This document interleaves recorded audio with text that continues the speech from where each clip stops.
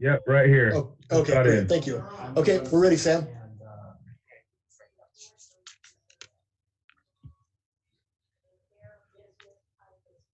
Okay. I think I got something for you. I'll just have to get it set up, and I'll give you a call in a minute. Okay. All right. Fine.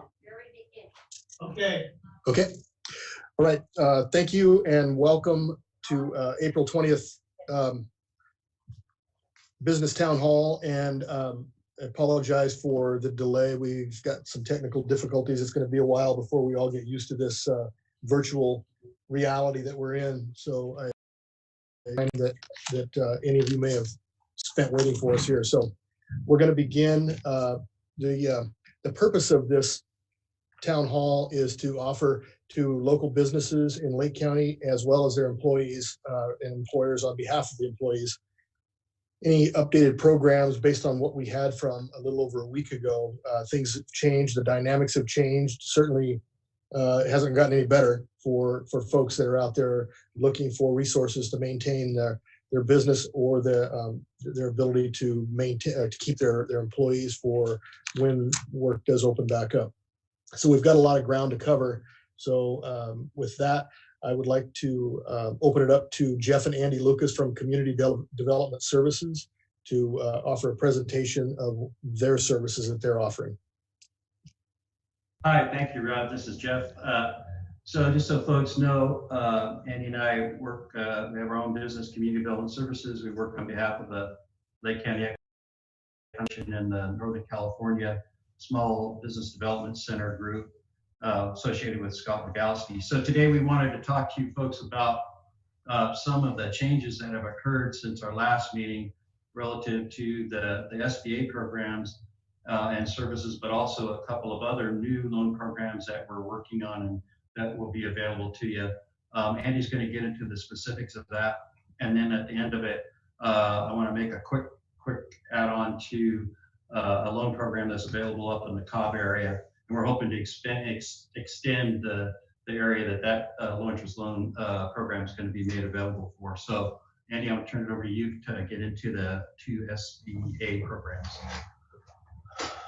Thank you. I'm going to share my screen with everybody here real quick. Several of these slides were displayed on the last virtual town hall that the County of Lake sponsored. Very quickly again, Jeff Lucas and Andy Lucas. This slide is important for those business owners that are considering the Paycheck Protection Program and Economic Injury Disaster Loan Program. I think we're all well aware that the funding did run out, unfortunately, for both of these programs. Scott Rogalski with the SBDC, who will be presenting very shortly, we'll have some more information, but I believe that funding preparations, and David Thurber will have a little bit more on this, I'm sure.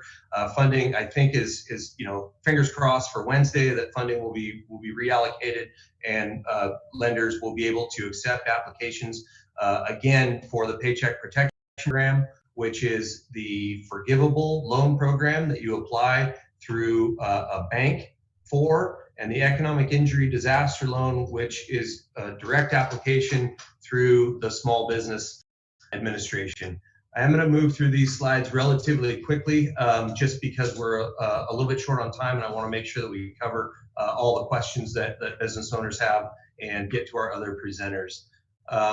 Very quickly here, the Paycheck Protection Program. This is a great slide for those business owners when you're applying, how to do the kind of quick math and calculate your expenses that are eligible for the program. So I would encourage business owners to take a look at this slide, which all these slides will be available through the county's resource page, and Supervisor Brown will let you know what that address is later on today. Moving on to the next slide here. Lake County lenders participating in the Paycheck Protection Program. We do have David Thurber with Tri-Counties Bank on the line today. Savings Bank of Mendocino County was not able to participate. They're preparing for receiving these applications. If you look very quickly down towards the bottom of the slide, and I know it's small print, United Business Bank was one bank that was accepting applications when the program was open. They were accepting applications from their non-depositors. So if you did not have a relationship with that bank, you were able to make an application. And each bank, again, is going to have their own sort of parameters for these programs. Each bank will have some specific requirements for verification of that information that you will provide to them as a business owner with regard to your allowable and forgivable expenses. The next slide here is resource links. These are kind of general resource links for when the application, when those programs will come back online. So the Economic Injury Disaster Loan, again, through the SBA is the bottom link, sba.gov, okay? And then the US Treasury PPP resource and application page has a lot of different information links that you can get. You can download the actual application itself. However, again, you will apply through bank's portals. So whichever bank you want to apply through, and there are several, again, within Lake County and throughout the state that are accepting these applications when that funding does become available. This is a resource for small businesses. I did check on the actual application page, and unfortunately it looked like I was getting an error message. This application for the Chamber of Commerce Foundation small grant program in the amount of $5,000 was based on zip codes. All of Lake County did apply. It also was for businesses that employ between 3 and 20 people. And unfortunately, it looked like their system was absolutely inundated within the first hour, and I was getting an error message, unfortunately. So I do encourage folks, if you are interested, to take a look at this program. My hope is that, again, they will reopen up their portal so folks can make application. I just, unfortunately, there's just such a need out there that people are applying very, very, very, very fast to these programs. So this is information I encourage folks to follow up on. Through our local Lake County Chamber of Commerce, and CEO Melissa Fulton will be presenting very shortly. There is a grant program available. This is for lodging workers, so direct assistance to restaurant and lodging workers through Beckstoffer Vineyards. They provided funding to several counties where their business is located, and Lake County is one of them. And this is through the Lake County Chamber of Commerce to restaurant workers. Their lowest income, as I believe was the intent, Melissa can correct me on this if I'm wrong, referrals from business owners as to their lowest wage earning employees could be referred to the chamber. It's a quick verification process, and the chamber is able to assist them if they make the qualification. Melissa can perhaps touch on that very shortly, but this is again a local resource.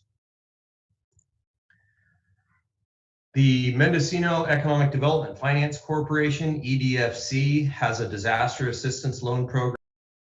They serve Lake County. We've worked with them for many years. This program came about following the several fires and PSPS issues that we faced, and the EDFC established this loan program. You can see there the parameters of the program, up to $50,000. Interest rates as low as 3% there. Fees are potentially can be waived. And Robert Gernert, who's a wonderful gentleman, is the contact there. Their office is over in Ukiah, and you can look for more information on the edfc.org webpage. I know that was a fast rundown of several local resources, but you will be able to view these slides and this audio again. Very quickly, I'm going to turn it back over to Jeff for our last slide here, which the resources Lake County businesses. Yeah, thanks, Danny. This, the first item on there is the Ask SBDC. That's really the SBA's site where you can go in if you've made an application for any of the 2 SBA programs that he was talking about, or you have any questions whatsoever. It's really helpful and really fast, and they're really great. So I urge everybody who's interested in these programs to utilize that. Of course, Andy and I are always here to help. And that's our job, to facilitate this stuff. The Lake County Chamber of Commerce, Melissa Fulton, doing a fantastic job, and also available for assistance. And then the Lake County Economic Development Corporation is also on hand and ready to assist you. I wanted to bring up this program that we set up a while back with the Cobb Area Council. It was in response to the fire, Valley Fire, and then the PSPS events. It's a small amount of money, but we can do loans up to $2,500, 2% fixed rate, 3-year term. We can make deferrals of payments while you get kind of your business going and up and operational again when we get out of this current situation we're in. If you're interested in that program, we're looking to expand it. We're working on that now with the funding source. So please give us a call and we'll fill you in on how that new program is working. Plus any other questions you may have, that's what we're here for. Thank you. All right, thank you, Jeff and Andy. I appreciate that. So now we'll move on to a presentation by Scott Rogowski, Associate Director of Partnership, NorCal Small Business Development Center. Scott, thank you. You're welcome, and good afternoon, everyone. Thanks, Supervisor, and thanks, Jeff and Andy from CDS for inviting me here today. Appreciate it. So I just wanted to, trying to make a cup of coffee, but so I was going to show some slides, but there's not a whole lot of slides to show. I was on doing this with your team not too long ago, and there hasn't been that much that has changed. The only thing that's changed is if a small business owner has applied for the EIDL, the EIDL, the Economic Injury Disaster Loan, before March 29th and has not heard back, then they are not in the queue, meaning they would have to wait till it relaunches before they reapply, or they would have to apply for something else, like the PPP or something else.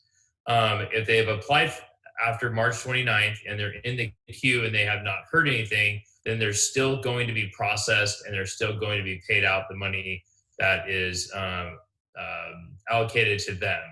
So that even though the EIDL, the portal is not live for you to apply, doesn't mean they ran out of money. Just means that they can't take any more applications. It's not humanly possible for them to take any more applications. In the queue are still going to be processed. It's not clear if they're going to be allocated 2 months of working capital or 6 months of working capital. I'm thinking that they might do a median of the 2 and the 6, because those are the 2 parameters that they put out when they first launched it till today. So if you're in the queue, you're good with EIDL. The PPP, on the other hand, if you're in the queue with your lender and they have a loan number for you from ETRAN, ETRAN, which is the SBA loan portal, if they have a loan number for you, you're golden. You already have a loan number, then they allocated that money to you already on the back end. If you are applied with a bank and you're on the waiting list, like I heard Chase has 100,000 applications in the waiting list. So if there's 100,000 applications before you, then you're probably not going to get through that under Chase. You might want to withdraw and apply to a different lender. Lendistry, a statewide lender, they only have 400 loans in the queue. So that means you can apply with Lendistry as a business owner. And if you're not sure how to do that, you can go through the SBDC. We can help you with that. If you call your bank and you don't have an ETRAN SBA loan number, then you need to withdraw your application and apply to another lender that takes non-customers, because you more than likely don't bank there. Another one is called Ready Capital. They're doing a lot of great loans, pretty fast loans. So the government or the feds or whomever, the Dems and the Republicans at the White House, they haven't come to a final agreement. supposed to come today, maybe tomorrow. There's another tranche of PPP money, about 250 billion, that supposedly is supposed to be live Wednesday. The top 80 banks nationally jumped on a phone call early Saturday morning with Washington, D.C., and they found out that they have from Saturday morning till when the feds launch the new PPP money, all the loans they want in the pipeline currently, and they want to add to the pipeline. So come Wednesday morning, they can press one button, and then thousands of people have E-Tran SBA loan numbers. They feel that out of the 250 billion that's going to be allocated Wednesday, by the time Friday and Saturday come, about 150 to 200 billion will be allocated this week alone. So it won't protect everyone, as we know. We keep finding that out. So we just have to continue to wait for more and more tranches or new things to arise. But if you're working with business owners and they know they're at like 100,000 people on the waiting list, then you can reach out to the SBDC.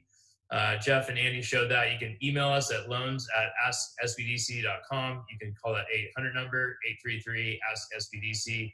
You'll get a live person, whether it's through email or through the phone call. If you leave a voicemail, we do send that to somebody else, and they will call you back same day, so that you can get updated information. But that's everything so far. There's EIDL, the PPP. The only other thing that exists is if you have any business owners that don't have a social security number, they have like an ITIN or a matricula ID, they do not qualify for the EIDL, possibly not for the PPP. If that's the case, they can apply through iBank, which is Industrial Bank under the Governor's Office of Economic Development. You can go to ibank.ca.gov, and they could potentially qualify for up to $50,000 microfunds. That is new. We just found out about that today or this morning on how that allocation of the $50 that he was going to put into the marketplace. It's leveraged 2 to 1, so it's actually $100 million.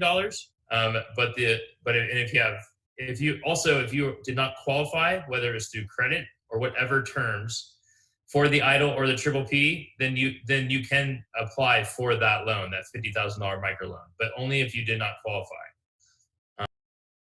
That's pretty much everything at this moment. So thank you. Thank you, Scott. So as Andy and Jeff indicated earlier, we will be posting all of this information and the links to all these websites at lakecountyca.gov, and just type town hall in the search bar. And I'll announce that again before the town hall is over. So Sid Harper from Savings Bank's not able to be with us. So did we have anything there, Andy, or we just move on to the next? Move on to David? So. Yeah, I think we can just move on. Thank you. Move on. Okay. So David Thurber, who joined us last time from Tri-Counties Bank in Middletown. David, thank you for joining us. Can you go ahead and fill us in on what you've got to offer? Yes, again, appreciate the opportunity to participate and being able to share this information. First, I'll give you kind of the good news from our perspective. At Tri-Counties across our footprint, I don't have county numbers specifically, but across our footprint, we've been able to obtain $293 million in funding for our business customers, which is currently helping retain 27,226 jobs, which sounds like a really great number, but we're not fooling ourselves either. There's still a lot more folks that we want to help and then certainly need help. So that's what we've been able to obtain that approval for so far. As mentioned just a few moments ago by Scott Rogalski, we're waiting for more information so we can get more funding available. And we have countless applications that we've worked through and processed that we're waiting to obtain that E-Tran number. So hopefully when those funds become available, we'll be able to get those submitted, able to get those that funding marked available to them. I have quite the list of inquiry that hopefully we can start accepting applications once again, once it becomes more clear what direction the funding and the availability will be. We're currently still only servicing our own customers. Again, that definition for our financial institution was having any kind of relationship with the bank, personal or business, as of February 15th of this year. And that could be something as simple as a credit card or an auto loan, an account with a child, whatever the case may be. That's how we defined a relationship. So we took a pretty broad scope of what that definition was. Beyond that, just a couple of tips. One is encouraging, call your primary financial institution, work with them. There's programs available for relief, inquiring what those are and work with them. And then the other tip I have is being as prepared as possible. What we found when processing a lot of these loan applications was a lot of incomplete data that they had to come back and obtain. And a loan application, they don't hold up and not work on additional applications. They'll send out, hey, by the way, we need this piece of information from you in order to proceed. But that means they're moving on to the next application. And if that application is complete, that's where they're going to get it submitted and processed for you. So my encouragement is work with them. We provided a list. You're more than welcome to go and check out our website and see what that list of documents needed is. But please have as complete information at submission time and processing time to ensure that your application is getting that full attention right up front, to make sure that it processes quickly. As we're finding out, these funds are coming and going rather rapidly, and the more complete your application can be, the higher likelihood that your application is going to be processed accordingly.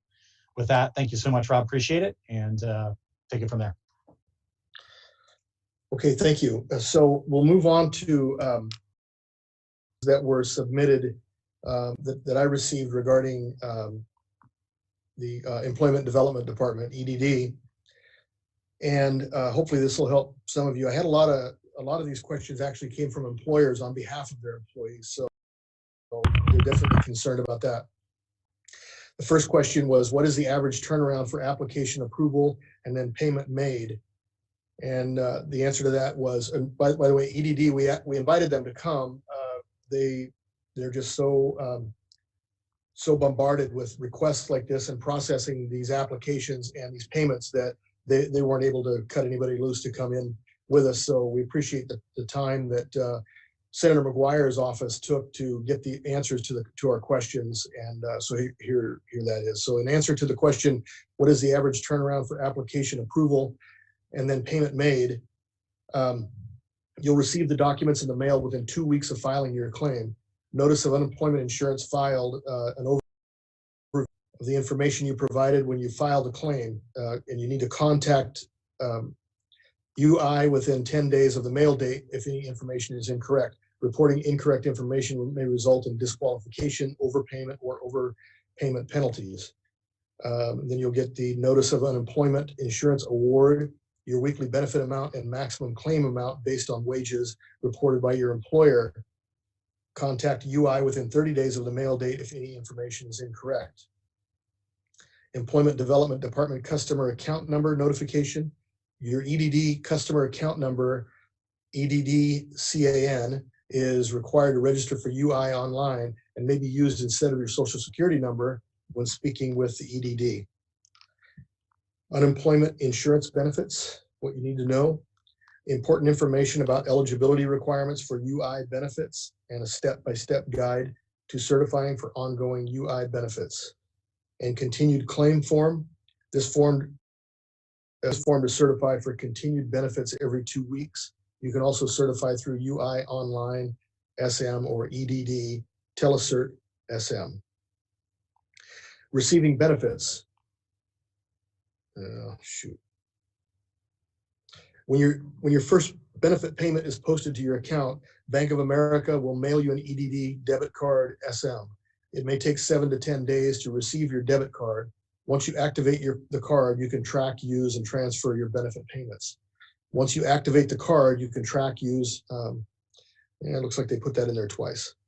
You can set up a one-time or recurring direct deposit transfer to the financial institution of your choice at no cost to you, just by visiting Bank of America EDD debit card, or call the customer service at the phone number on the back of the card.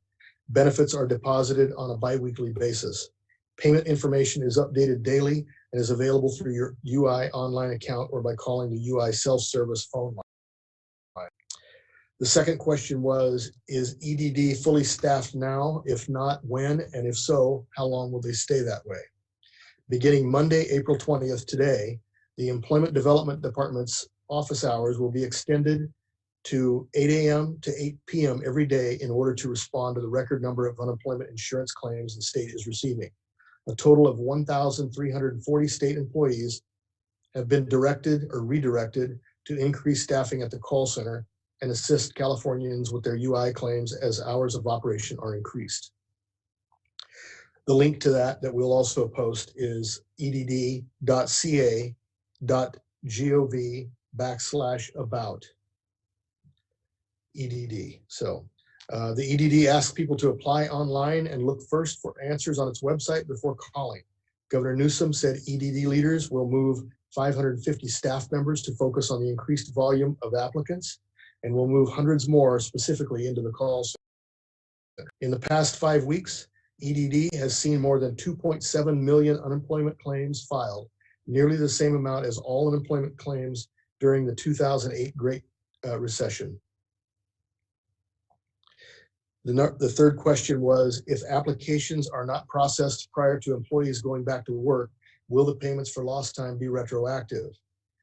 The answer was, for regular unemployment insurance, file your UI claim in the first week that you lose your job and have your hours reduced. Your claim begins on the Sunday of the week you submitted the application. Important to remember is waiting to file can delay your benefits. So you want to file those right away, and there's a link to that as well, www.edd.ca.gov/unemployment/filing a claim. For pandemic unemployment assistance, benefits can be retroactive to weeks starting on or after February, depending upon your last day of work due to COVID-19 and regardless of when you submitted your claim application. The effective date of your claim will begin the Sunday of the week when you last worked and became unemployed due to the reasons directly related to COVID-19. And there's a link to that as well. It's the EDD link with /coronavirus-2019.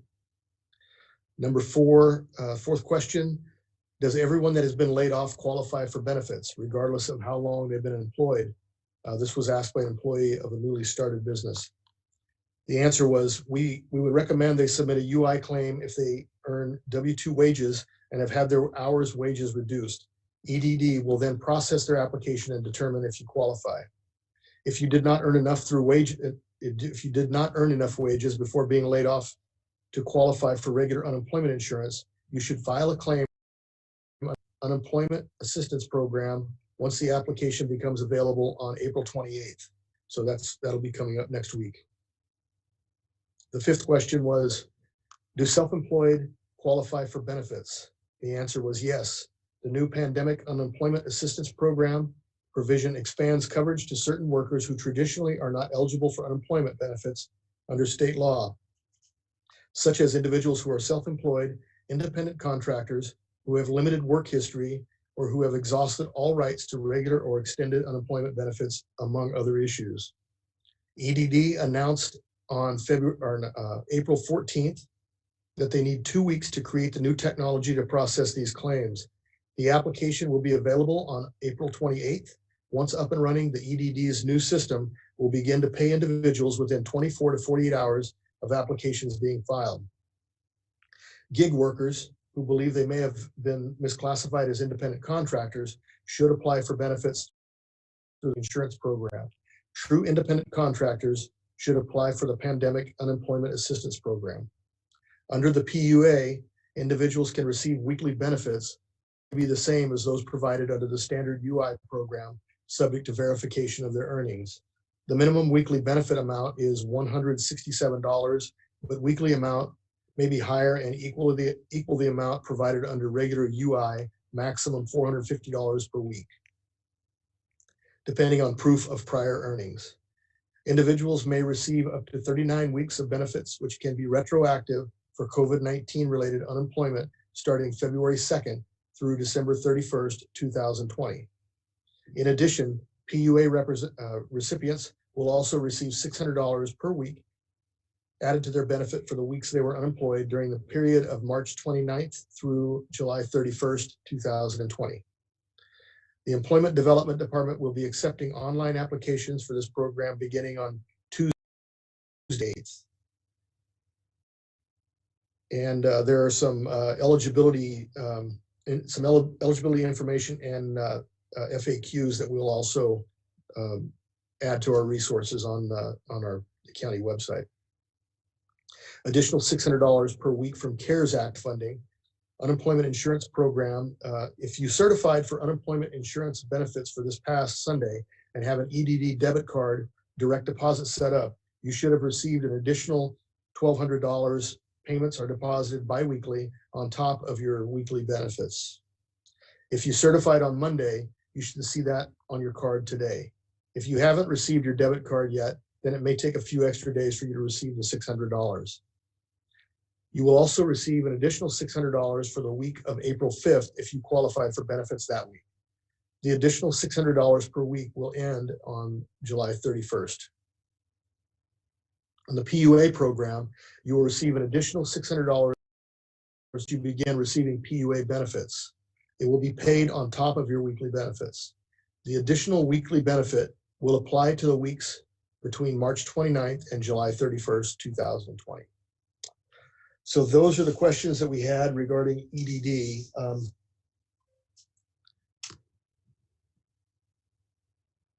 Jake, are there any other questions that came in to vision@lakecountyca.gov?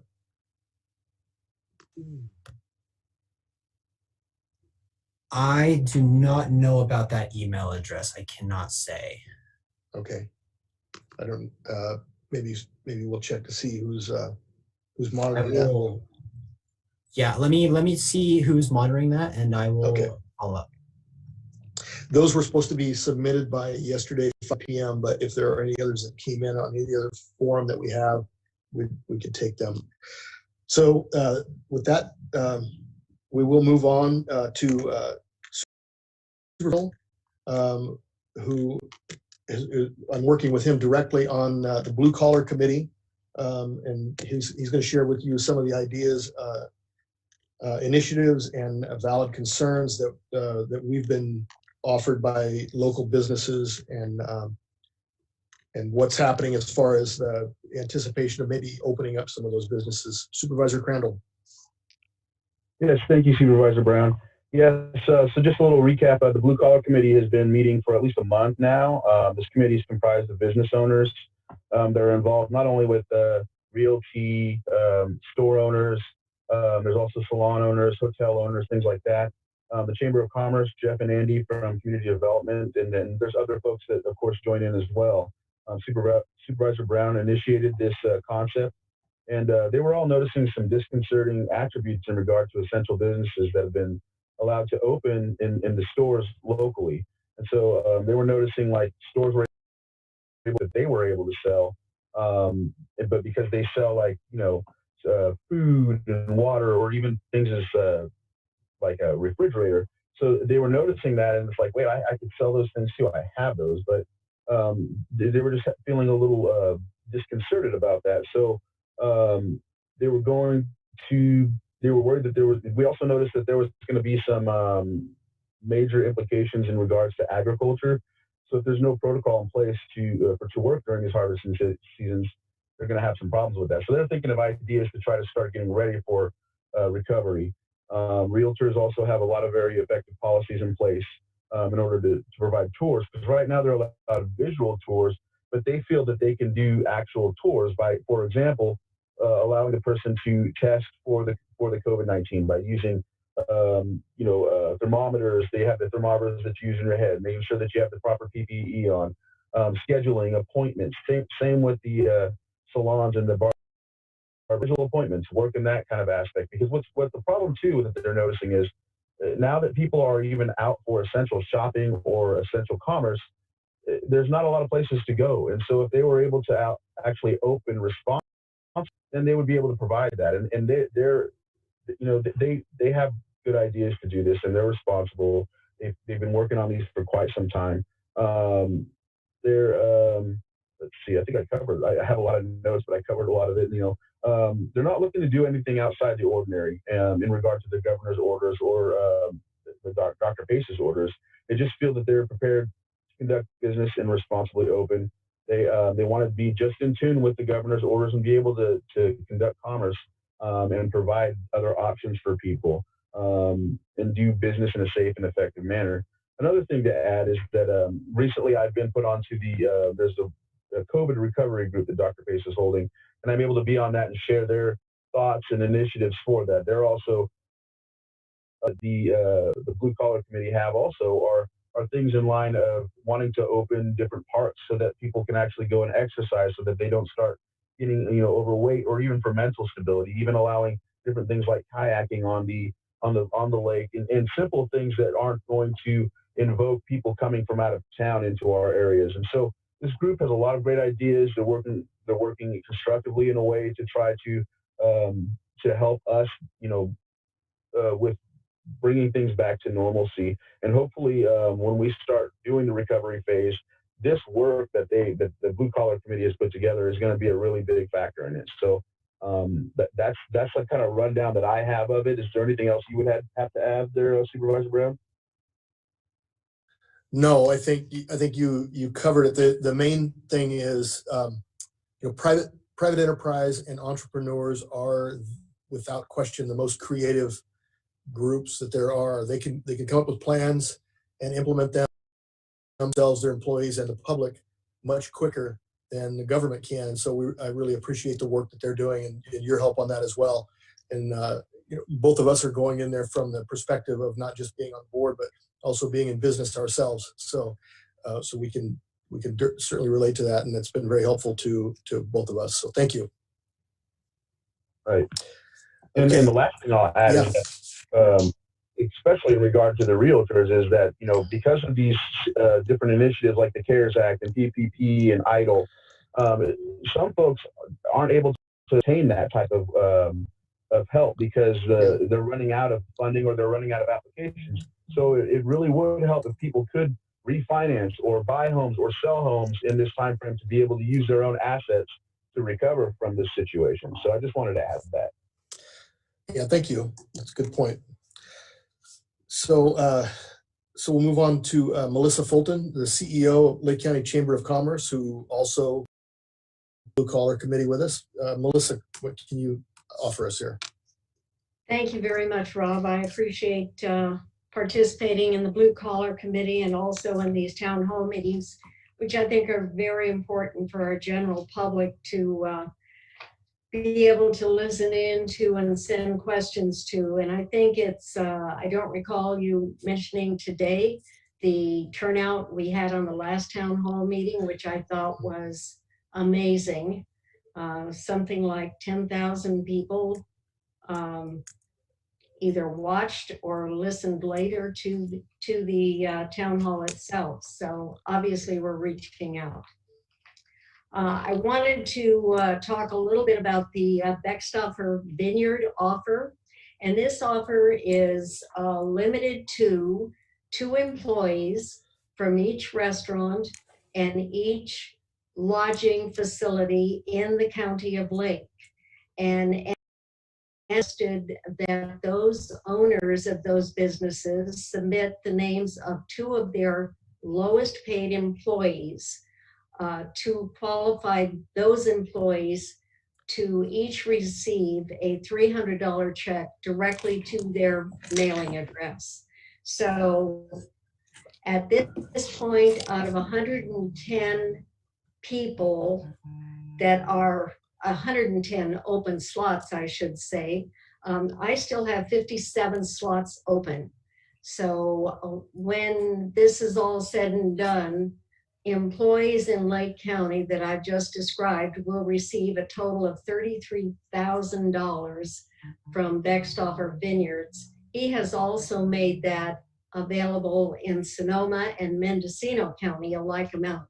So what I need from each employer is the name, the mailing address, the weekly rate of pay, how long that employee has been with the business, and were they laid off or had reduced hours. I also need the tenure and the rate of pay. So given all of those parameters being submitted to me, then I just send that information on to Andy Beckstoffer and his company. And I just received an email this morning that of those 43 names that I've already submitted, they will be issuing checks this week. So it's a great program. Andy's hoping that perhaps some of the other employers who can afford such generous offerings will follow in their footsteps. We've done a very quick survey. We asked for, and so as a result, I don't have a professional analysis of this survey, but I would like to share what we have received so far. The original survey went out on Wednesday. We sent a reminder on Friday morning, and I'm going to send a reminder again this afternoon so we can gather more information. Basically, the chamber sent to 902 business emails, and of that, we had a 50% open rate, so about 451 businesses. And of those, those who responded, who actually took the survey, is a little over 26%, which I'm told by people who conduct surveys, that's fairly good amount. Of those questions that we asked, I won't be covering all of them. We asked how many full-time people and how many part-time people. And of the full-time people, going from one person that is a sole proprietor up to 5 employees, that totaled 45% of those businesses who answered. Part-time, it was right at 27% for the same number of employees. Excuse me. 69% of those businesses have reduced their hours, and 28% of the businesses who employ 25 or more people,